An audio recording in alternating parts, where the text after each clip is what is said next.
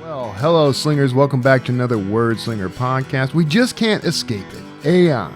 It's here. I could be AI right now for all you know. So stick around to find out. It's the Wordslinger podcast, where story matters. Build your brand, write your book, redefine who you are. It's all about the story here. What's yours? Now, here's the guy who invented pants optional, Kevin Tomlinson, the Wordslinger. Wordslinger. Well, I am J. Kevin Tomlinson, the Wordslinger and author and voice of publishing, voice of Author Nation. Just got back from Author Nation.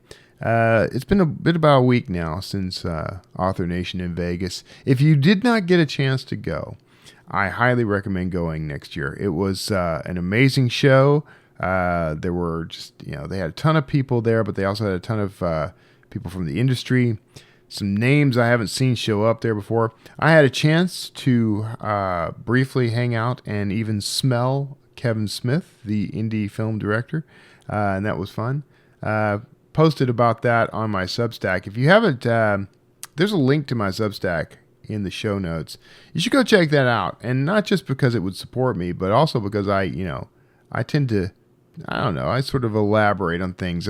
Sort of some of the stuff that I talk about, like at the note at the end of these episodes, I do entire blog posts about. So you should check that out.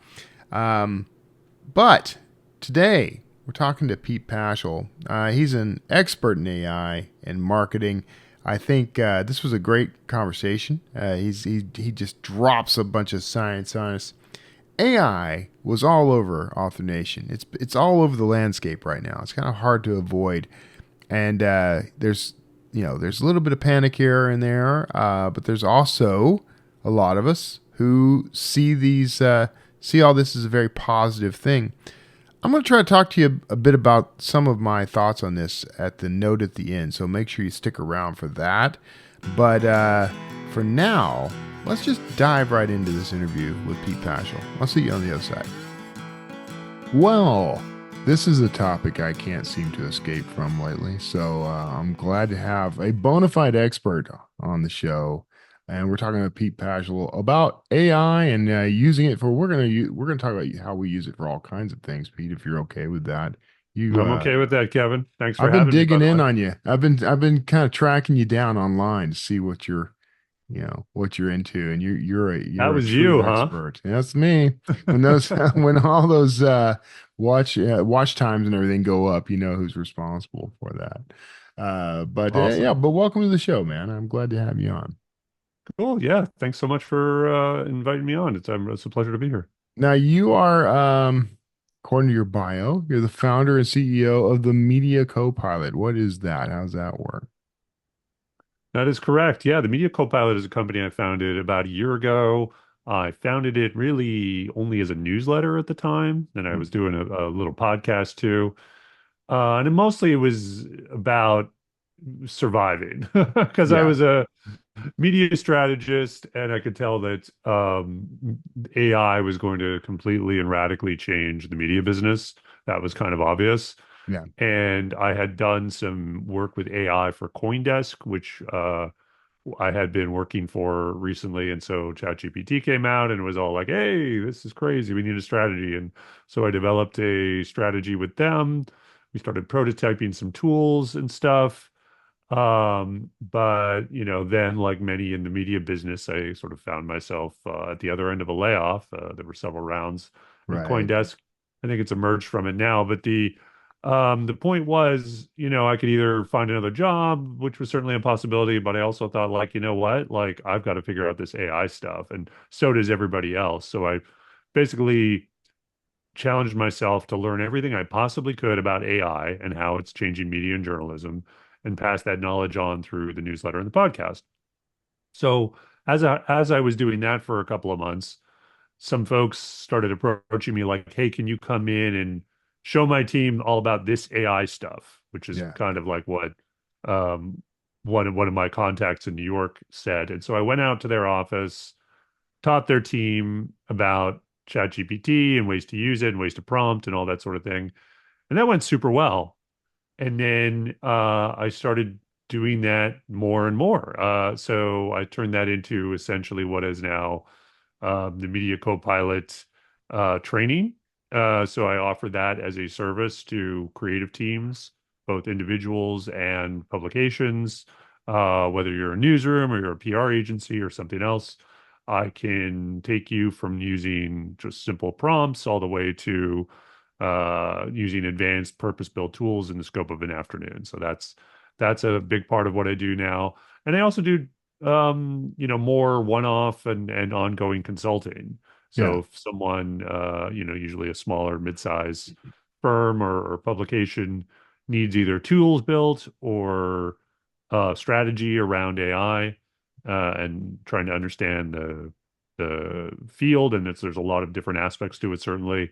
What tools they should use, what sort of strategy they should think about, what are the third parties they can sort of partner with to sort of make sure their content is being either surfaced on AI engines or is not being scraped by AI Yeah. services, which is a big deal these days. I can help with that. So yeah, it's turned into sort of an all AI and media business. That's interesting because that's an interesting way to start, to figure out a way to make a living from AI. You're not necessarily directly using AI in that scenario. You're just helping everyone else directly, is Yeah, I use a little. I it? mean, you can't avoid it. And Yeah. certainly when I'm building tools and stuff, there's a few platforms that I use. I'm not a coder, by the way. I just, use these no-code platforms, which are pretty advanced now. And I think Yeah. that's honestly one of the great things about AI. It's this, in a lot of ways, it's a big democratizing force Yeah. so that, you used to a few years ago need to know something about code and do basically be able to do fancy things to create useful tools. Well, now a lot of that has sort of been abstracted away. And, coding certainly helps in using these tools, but most of the tools I build are really just kind of combining automations through tools like Zapier Yeah. with APIs and then some drag and drop kind of customizations. I use a tool called Mind Studio where I can use all these AI models in sort of unique ways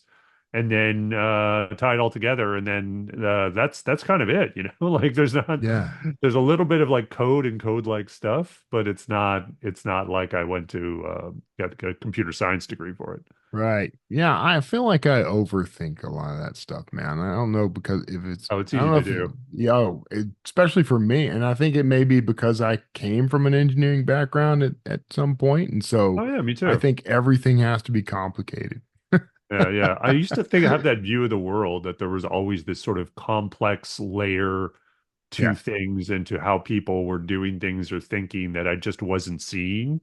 And Yeah. so, it was this kind of bias in thinking the experts know what they're doing. And you kind of have to get a little bit older and work a little longer at senior levels to realize nobody knows what they're doing and everyone's just kind of Right. winging it. That's Yeah. not to say, there aren't smart people with a lot of great experience, but the idea that there's a um, professional apparatus just out of view that you don't see rarely is the case. Usually it's Yeah. a few people in a room just kind of doing the best they can. Yeah. And sometimes it's good and sometimes it's not so Pay good. no attention to the man behind the curtain. So in my world, I mean, and I mostly talk with authors, and independent authors at that. So, the big scare is that, well, there's a couple of things. One of them is that this thing's out there scraping their books and stealing it and gonna, replace them in this business. And the other is they're just kind of, I think I've seen there's a sort of general fear of the technology itself. Even if they do want to use it, they're sort of afraid of it because they don't understand it. How would you talk to that group of people? Well, yeah, the not understanding it has been sort of the default for a lot of folks. Yeah, And I would say, embrace it, number one, for your day to day. yeah, That doesn't mean, we'll get to the sort of protecting your content in a minute, but the embracing it for your day to day, I think, is crucial. Like, find yourself a go-to tool. It could be ChatGPT, it could be Perplexity, it could be honestly AI features within other apps. Like if you look at something like Photoshop Yeah. or almost anything these days has some kind of AI feature where you can prompt something and do something generative with it. So Yeah. try to get good at doing that and not beyond just getting good at it, like do it. In other words, make it a habit. Like download the app.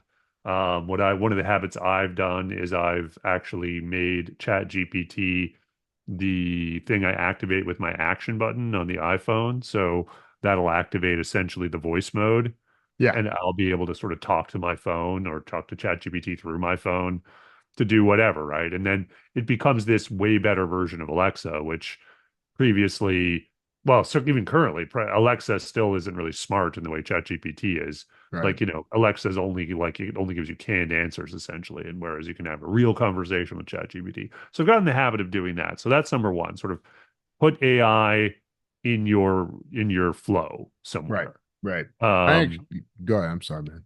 no, Finish no, your that's thought all. there. Like there's a few sort of um a few good go-to apps, and one of them is I find Perplexity is like my default search engine now too. I Yeah. find its answers are just much more it's I like outsourcing the sorting of links and what's good to something else. Now, when you do this, you always have to remember whether it's a conversation with ChatGPT or Perplexity or whatever, you're kind of outsourcing like a certain number of decisions you would have made. Yeah. And you have to sort of recognize that what you're getting back isn't definitive. Because, I just mentioned two big AI services, but there's a lot of people suing them and a lot of things they can't do because of these liability issues. You're right. So you might not get like, certainly through ChatGPT, you're not going to get the New York Times because the New York Times is suing them. So you have to sort of keep that in mind as you're using these things that you're sort of limiting yourself. That said, they're still super useful. Look, I'm already sold on ChatGPT. You don't have to sell me further by telling me I won't get New York Times. Uh, Yeah, but then there's of course the worry that your content is getting harvested and then, yeah. regurgitated by these things or absorbed in. That's a real big issue for content creators for sure. And I wish I had a good definitive answer on how to protect yourself. Yeah. Um, and there really isn't a good answer there. Well, like number one, I would say your stuff's probably already been harvested if it's out on the internet. It's probably going into Yeah. training data. That's unfortunate. But at the same time, I would recommend don't use that as an excuse to not do anything, right? Don't say Right. like, well, Right. I guess it's all out there. I might as well just put everything free. This is being worked out right now, right? And it's bigger forces than any individual creator. But, there are big lawsuits, whether it's the Times or Getty, or whatever. The courts will eventually sort of weigh in on this, probably with some kind of compromise decision. But now there's sort of an emergent economy happening with deals being made and various platforms protecting their content or trying to by either, changing the signals that their website puts out on to crawlers, or even literal like watermarking and things like that, and some content labeling. So I would encourage you, like if you have the time to sort of learn about more of that stuff, and if you're an independent creator, you're probably publishing through a platform. Like I publish through Substack, for example, Right. getting to know the terms of service of what they use and what they do, like how do they treat content on their platform, vis-a-vis these engines, and just trying to sort of, navigate your way to something that you're comfortable with, Yeah. I think is probably the main thing you can do right now as an independent. I have a somewhat controversial take, especially among authors, on the whole thing, because it doesn't bother me at all that my content has been scraped, or even my books. It doesn't bother me that that's been part of the training. As long as it's not out there literally duplicating my work, then there's no conflict to me. To me, it's like if anyone came along and read my stuff and used it to train themselves to be a writer, that wouldn't bother me. And so I kind of approach it the same way. Do you think Yeah. is that, I don't know. Oh, I that's feel like totally people are fair. pulling up pitchforks on me right now. Yeah, no, that's honestly totally fair. That's, I would say, the a good counter argument to the like protect at all costs Yeah. idea, because there's a couple points here. One is the point that the AI engines make all the time, which is that, well, this is exactly what humans do. Yeah. Humans read things, process it, and put it out in a different form. And they say that regurgitation, which is to say putting out the exact copy of the thing, that's a bug, not a feature. These AI summarization engines, they're not supposed to do that. They're Right. only supposed to give you snippets or summarizations. So if you take that at their word, then arguably having your stuff ingested in these systems is a potential path to like new audience, right? So Yeah. what happens is that someone who probably wouldn't have bought your book anyway will at least be exposed to a snippet of it. But the people that would will engage with the snippet, find out it's from a book, and then like, oh, maybe I'll buy that, Yeah. and now you have a reader that you otherwise wouldn't have had because it was ingested in this engine, right? So, like again, that's sort of like the idealized version of that, but it's somewhat persuasive, right? Because again, you have to assume that the whole thing isn't being regurgitated or even significant parts of it. Yeah. Um, that especially as you consider these AI summarization is going to become a bigger and bigger part of our ecosystem. It's what people are just going to do more of going forward. Again, it's not going to take over completely, but right now I don't know what it's at. It's probably like at 5 or 10%, probably a little less. But it will probably get bigger than that. It'll probably get to somewhere like 20, 30, 40% of information consumption will eventually be like AI search, just because it removes friction. Yeah. That's again, I'm pulling that out of the air, but it's like it just seems logical to me. Yeah, it seems reasonable. I mean, especially Um, since ChatGPT just opened up, a search as part of their platform, like just a few days ago, really. Yeah. So if this is the thing, and I think this is the opportunity for these AI services to show the world, if like, and they'll have to do this through studies of audience and audience behavior, but if they can point to, hey, this author, this person got so many subscribers or readers or Yeah. sold so many books because of our platform, that would be a good case for letting them ingest kind of whatever they want. And again, I'm kind of putting asterisks by that because there is like the whole idea of like not that by law that should happen, but that it is in the interest of content creators to Yeah. be helping fuel this stuff.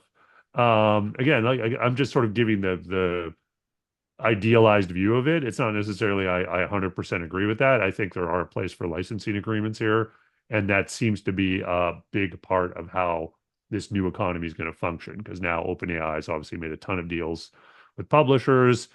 Rumor is Apple's doing the same thing. Microsoft has started to do it for Bing and Yeah. Copilot. So that's sort of rapidly becoming a way that publishers can also monetize, right? Perplexity famously is trying to do a rev share, but that doesn't seem to be going quite as well. Yeah. There's a lot of, I don't know, there are question marks about it. And I think they're leery. I think that's what's happening. It's Yeah. that Well, the generalized Perplexity fear. one is there was a lawsuit from News Corporation, and they sort of accused Perplexity of trying to license after the fact via rev share. You know what I mean? Yeah. Whereas OpenAI is doing it ostensibly in the proper way. And I get that. But I also think, well, if you think about what Perplexity is trying to do, they're trying to, challenge Google essentially. They want to be Right. the next Google. And Google's a massive multi-trillion-dollar corporation that makes tons and tons of money on advertising. Yeah. So the thing is, Google doesn't share that, not with publishers anyway. So if Perplexity does end up challenging Google and gets on some kind of scale, and they start rev sharing from the beginning, could that be serious money for these publications down the road? Yeah. That's what you're betting on if you want to do a deal with them, I think. right? Yeah. Yeah. But I think if you're a news corporation and you have OpenAI over here saying, "Hey, we're going to pay you $250 million for to license your content," which is massive, or Perplexity, which is like, "Well, we'll do a rev share and maybe it'll be about as large in 5 years." Yeah. It's kind Yeah. of like, well, I think I'm going to go with these guys over here giving me this money today. So that's uh, entirely understandable. But if you're a smaller publication that OpenAI is just ignoring, Yeah. uh, I think you probably want to see what happens with Perplexity and hopefully get in on that in the ground floor. Yeah. So yeah, you can definitely see sort of the incentives are different, which part of the economy you're a part of. Right. That's kind of a new take on that meme of like if someone offered you, $1 million today or $25 a day for the next 20 years, have you seen these things? Right. Yeah, So totally. it's kind of the same idea, like, which one actually does work out better. I think I would do the revenue share, because as nice as it would be to have a whole chunk of money up front, I feel like long term, we'd all come out better. If we all owned a piece of that pie. Yeah, What? I think, the bigger you are, the more you have to lose too, right? Yeah, So I think from where I'm standing and where you're standing, that makes a lot of sense. I get where News Corp is standing, um, because they have a dying industry that they're trying yeah, to protect.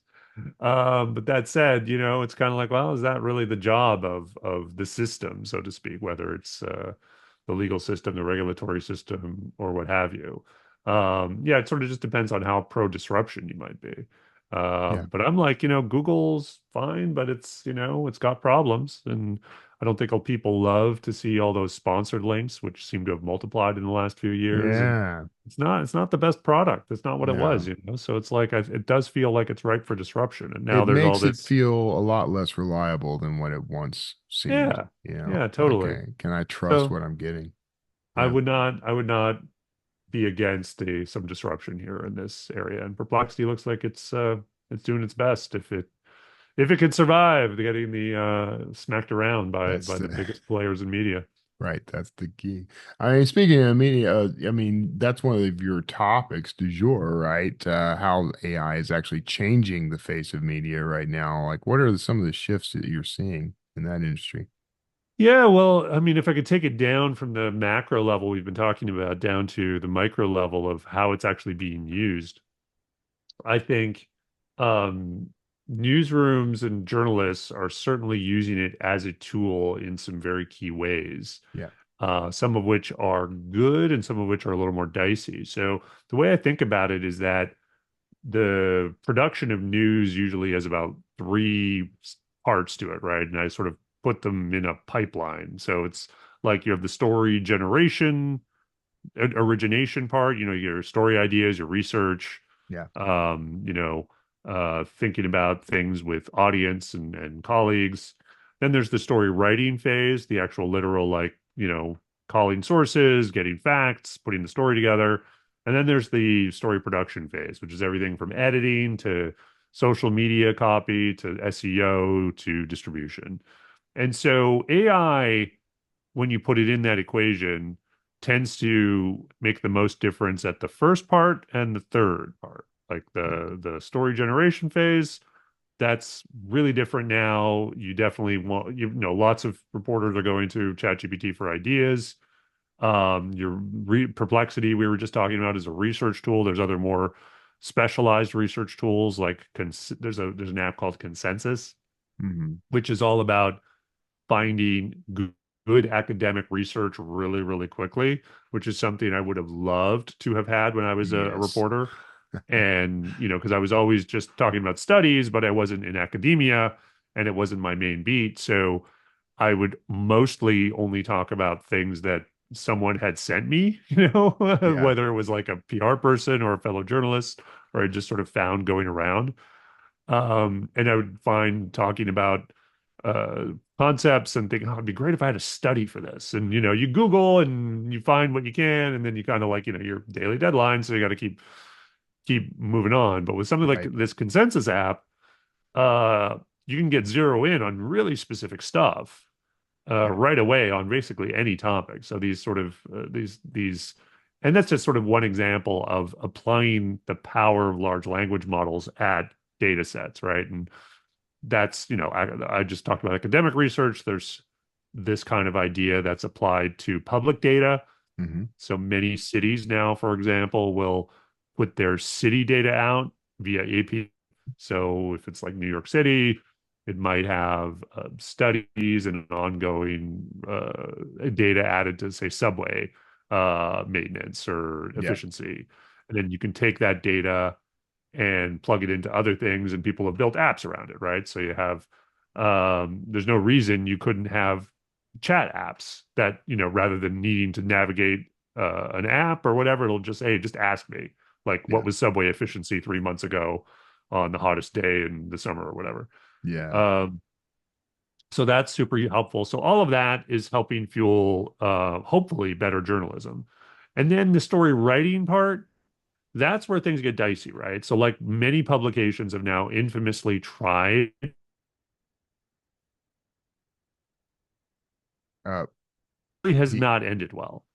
It's usually been a thing where there's some embarrassing thing that slips through, whether it's an absolutely just garbage publication, which is what happened with MSN publishing sports stories, or it's just bad fact checking with CNET, or just blatantly obvious AI generated stories from from yeah. Sports Illustrated last Right. year. Yeah. So all of those were bad ideas, probably.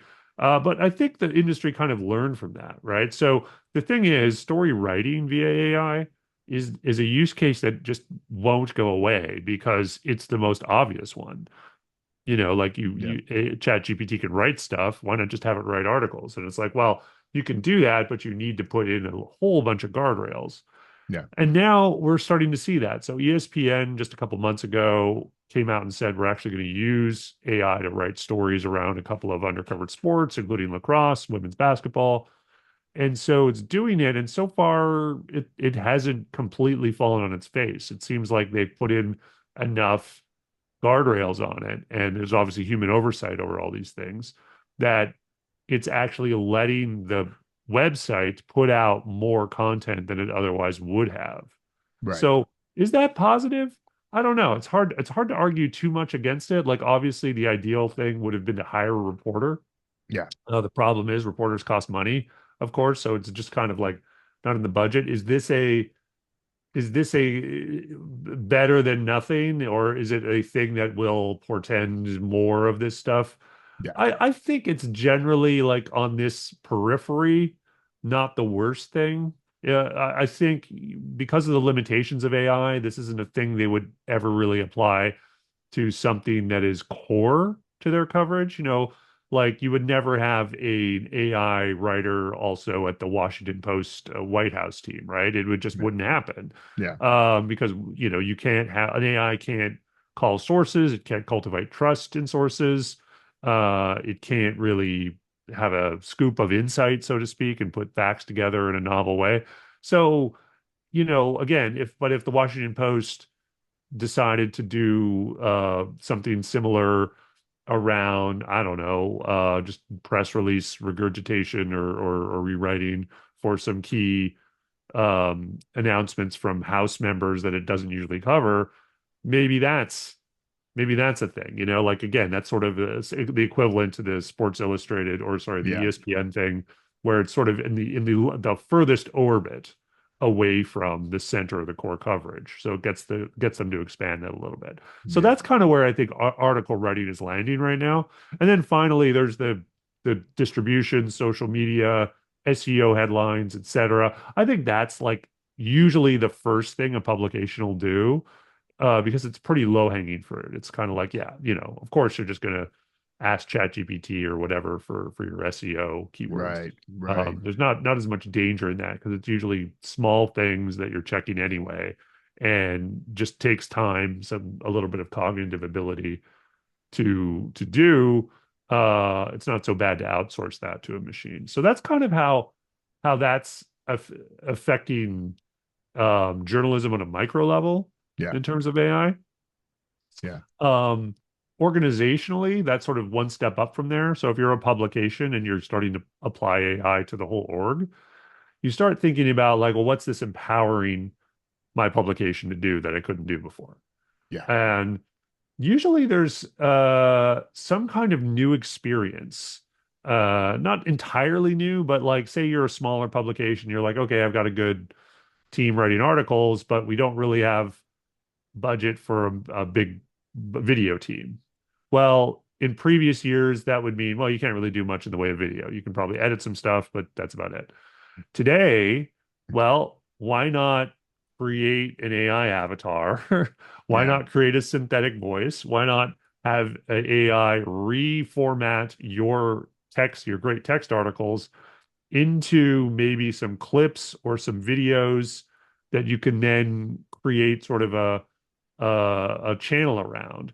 Now, Hmm. this is a fairly new idea, and the amount of AI you want to put into that will vary, right? I just sort of proposed a fully AI version of that, but you Right. could have real people being the host and doing some of this stuff, but with a lot of AI in between, so that you could do what you needed probably a six-person team to do competently a couple years ago, you could probably do with one or two.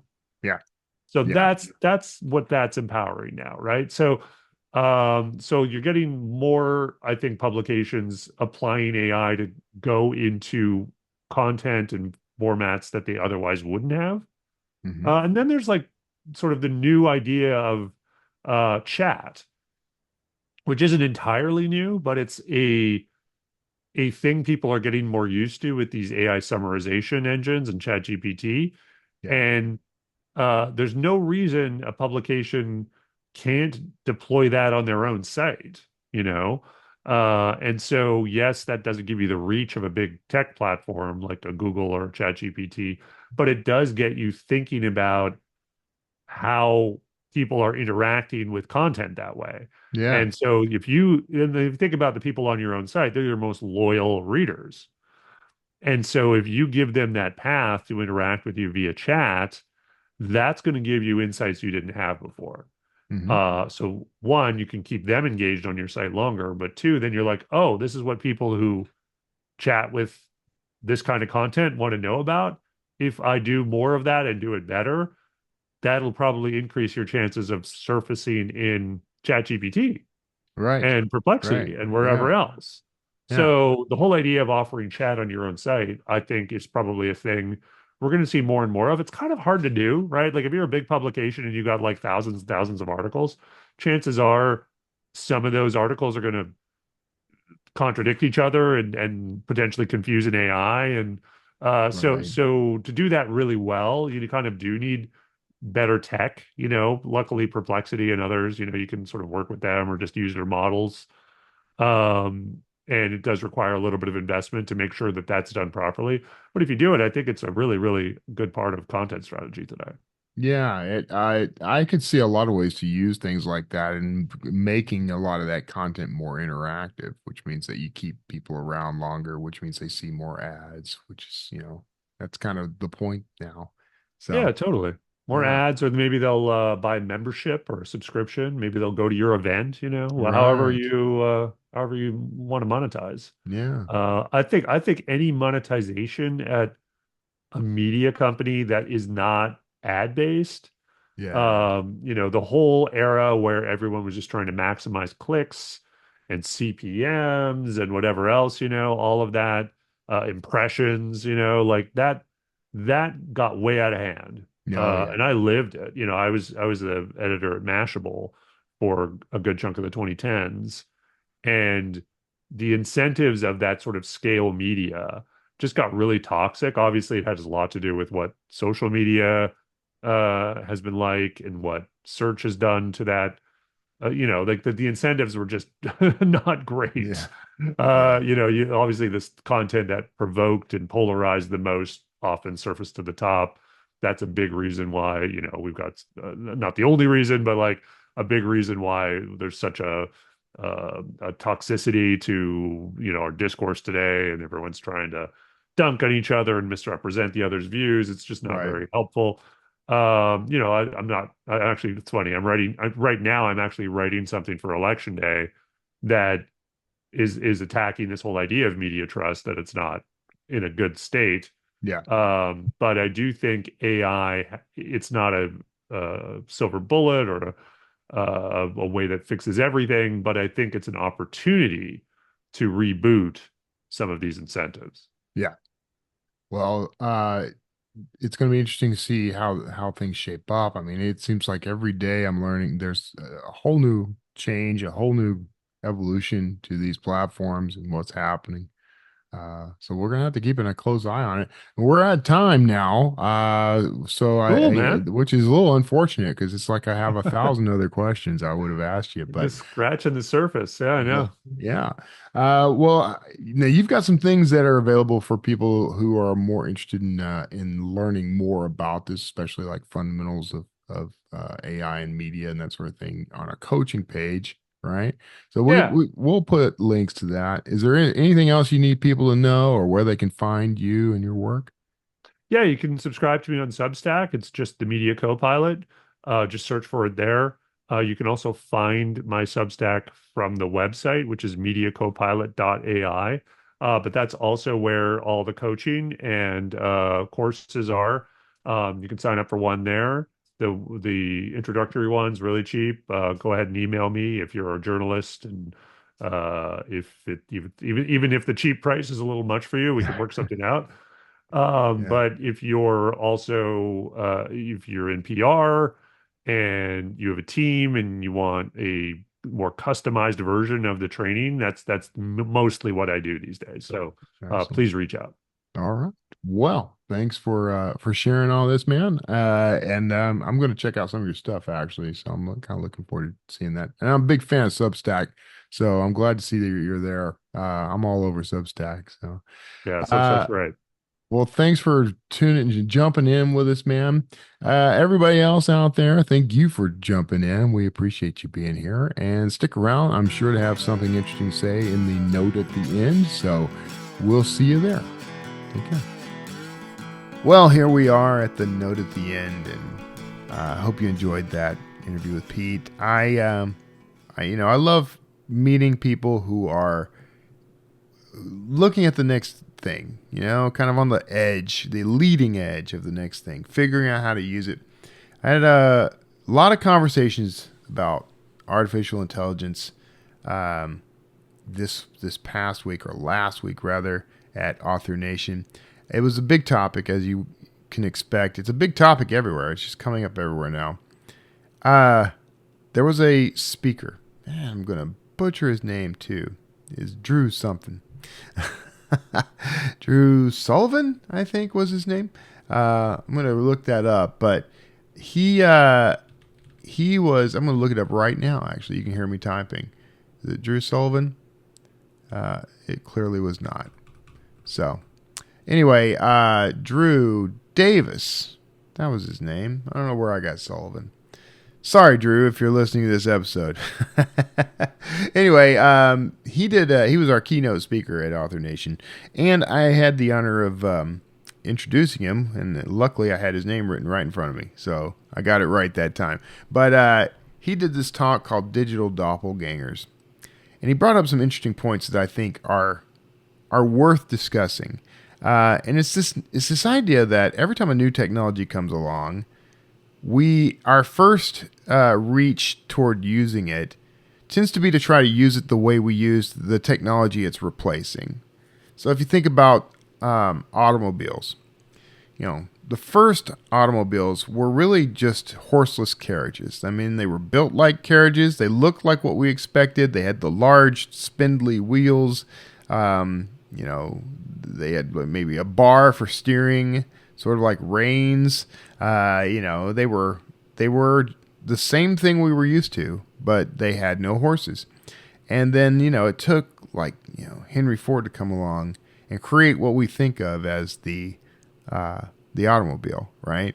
And change through innovation, change how we interacted with that new technology.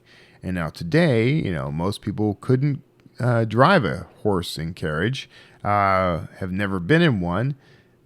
most of us have never. I've been around horses a lot in my life, but I couldn't. I don't know that I can necessarily just ride at this point. But a lot of people have never even encountered a horse at this point. So treating that technology as if it's just an invisible horse was never going to hold up.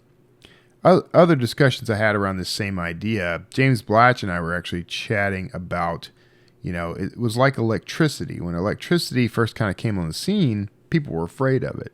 It was dangerous. It was being used to kill animals and kill people. We don't want that in our home, in our walls. Could lead to fires, could lead to electrocution. We're going to stick with gas because gaslighting is safe, and there's never been any problems with gas. So we treated it, in this particular way because of what we were used to. AI is pretty much the same thing. Right now we treat it, I think a lot of us treat it like a glorified search engine. I know that's probably the majority of how I use it. And as Drew kind of outlined, like its strength is that it can imitate us. His whole digital doppelganger thing. And not in the way that I think a lot of people are worried about. So rather than use, say, AI to replace me as a writer, like I'm just going to have it write my books, and that's the first thing that comes to a writer's mind. There's aspects of our career that we could hand off to an AI, but we want it to be done in our voice. And I'm not just talking about writing here. I'm talking across the board. When I say voice, I really mean it needs to be the way we would do it if we were free to do it, capable of doing it, if we had the resources to do it. If we could do things that the AI can do that we are maybe not as good at, it still needs to be done in our way. It needs to be done in such a way that it fits with our voice, our brand, our lifestyle. That's all vital if we're going to go forward with this. And I think we are seeing an evolution because of AI. So the idea here is to create a digital doppelganger. You would train AI to speak in your voice, to do things, whatever task it does, it would do it as if you were the one doing it. Perhaps if you had taken the time to learn a new skill or something, AI is going to do that for you as if it was you doing it. I think that's the right approach. I still say that we're still learning what the next evolution of this is going to be, what this technology's real superpowers and strengths are, but I think this is a good start. I used AI, so I'm writing this book with J.D. Barker.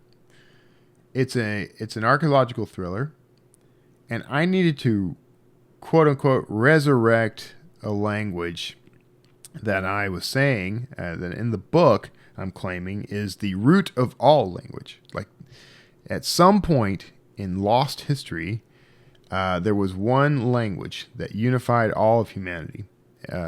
Every species, not species, but every culture, it was really just one culture, and that we were a unified species, and we had this singular language. Now, through research, mostly with the help of ChatGPT, actually, I sort of pinned down like the most I don't know, likely suspect for where this would evolve or what it would be was the Sophitic Mountain, I think is the name of it, in I believe the region of like Turkey, that area. Proto-Sophitic is what I call the language. In working with ChatGPT, though, over time, I worked with it like a partner to create this language. It's unique. It's got its own, grammar rules. The phonetics are all unique to the language. Everything about it is unique. It's a real language that happens to be, have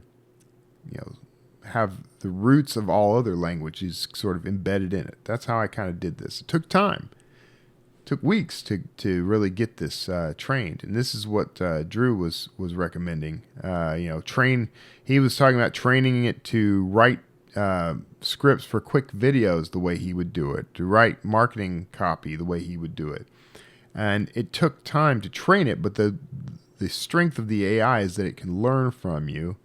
And if you create a channel in ChatGPT, for example, and you just kind of keep working in that channel, it'll learn and grow based on what it's accomplished so far and the feedback you give it, and what you feed it for material and that sort of thing. So I did that with this language, and now I have a translator. So I type a phrase into ChatGPT and I say, turn this into Proto-Sophitic, and it translates it for me right there with accent marks. And then it also does something I like, which is it breaks down like which terms mean what concept. And so now I have, and by the way, it's not usually a direct one-to-one translation. It gets in the ballpark of things, because Proto-Sophitic, like most languages, may not have a term for something that didn't exist, in terms of my story, millions of years ago. So it has to kind of come up with the closest equivalent, the way a human translator would have to do. So it's a very handy, very useful way to do this. Very quick for me, so I get to add some richness and texture to the book with something that Tolkien would have done. I mean, like, instead of spending years creating my own version of Elvish or something, I've got this Proto-Sophitic language that I can actually just drop something in and capture it. Now, there's ways for me to turn this into I could turn this into audio as well. So I may actually do that for the benefit of the audiobook. So take those terms, have an AI, have ChatGPT create like a pronunciation guide, and then use that to generate the audio from this thing. Those are just some small ways to kind of leverage this. I think that's where the strength of this is going to start to show itself. The strength of AI. We're all worried about it replacing us. Not we. I'm not. I'm not worried about being replaced by AI. I'm just not. I have little disagreements with everybody on the Writers Inc. podcast about this stuff all the time. There's an offer right now from HarperCollins to pay writers $5,000 for the rights to use their nonfiction manuscript to train AI. That causes panic for a lot of writers. I'm going to take the money because, one, I think they're already doing it. I think they're already using it to train, whether they tell us they are or not. I'm just that cynical. I'm that much of a conspiracy theorist, I guess. But I also think I would voluntarily let them use my material to train. I think it does nothing but benefit me. I don't see it as plagiarism. I don't see it as theft. I don't see it as detracting or deterring anything when it comes to my career. I see it as a tool that I can use, and the better it knows me, the better it can serve me, and that's the way I see it. And that's what I'm doing with ChatGPT. I'm actually, voluntarily training it to think and act like me anyway. So why not get some money out of it? So anyway, that's where things are here. I think we need to step back and take a closer look at how AI could potentially impact the world. Not in the we should be afraid of this way. I think we should always be cautious about new technologies, and we should be trying as hard as we can to think ahead. I want to avoid as many unforeseen consequences as possible. But I think the way we get to this is we have to be free to use this in the way that serves us best. And we can put up safeguards to try to protect ourselves, protect others from abuse, in the same way that, people are trying to do that with social media now. That's where things kind of fell apart for social media. And there is a parallel there. what's her name? The head of the FCC, and her name is completely blown out of my head right now. But she said something I thought was poignant and on point, which was, when social media came around, the conversation was, this is too new. We don't know what the potential is, and we don't want to stifle innovation by putting too many regulations on it. And that opened us up to a lot of the problems that we see in social media now. I think the same thing, there's an identical thing happening with AI. We're being told, don't put too many restrictions on it because it'll stifle innovation. And I agree with that. But I also think that we should be open to, let's be looking at this in terms of how do we make sure we've installed safeguards and rails for this while keeping the possibility of innovation open. How do we make sure that we are protecting ourselves from, unforeseen consequences? So it's a weird, fuzzy, curvy, wavy line to try to walk, and I have a few ideas about how I think it should work, but who can really say? I mean, that's why this sort of thing is hard. I had questions at Author Nation about things like the copyright laws. I think the way they've handled copyright so far, I think it's doomed to failure. I don't think we can, for one, I don't think any of it's enforceable. And if it does become enforceable, it's just going to completely stifle the innovation, just like we said. And it's going to make AI just worthless to us if we kind of keep going down that slope. But, whatever. That's my take on things. Anyway, AI, it's not going anywhere. We might as well look for ways to embrace it. That's the way I see it. So, well, listen, I'm going to go ahead and wrap us up. It's been an interesting couple of weeks. Don't know what you're doing. I got Thanksgiving is coming up next week. Pretty sure. And, so I won't, next week. So I probably won't be recording an episode then. So that means there's been a couple of gaps this month. Sorry about that, but that's the way it goes when you're producing a podcast. I don't really record episodes way ahead of time. If I get an opportunity, maybe I will. I've got some time. But I've been doing a lot of interesting interviews, and I got a lot more coming up. I'm trying to really dial in on this story behind the storyteller thing. Although we're starting to kind of do that on Writers Inc. as well. But, that's kind of the format of the show. I'm trying to give you the story behind the storyteller, but also the story behind the brand, the story behind the innovation, the innovator. I'm about to dive deeper, and so we're ramping up towards that. I think 2025 is going to see a lot more of that, but 2024 has been an interesting year for the podcast because we resurrected it from the dead practically, and it's been really cool to see what's happening. Coming up, I'm interviewing dozens of people, really, but one in particular, Dave Cullen. I've talked about him on the show before, I believe. He is a YouTuber. He's got the Dave Cullen Show on YouTube.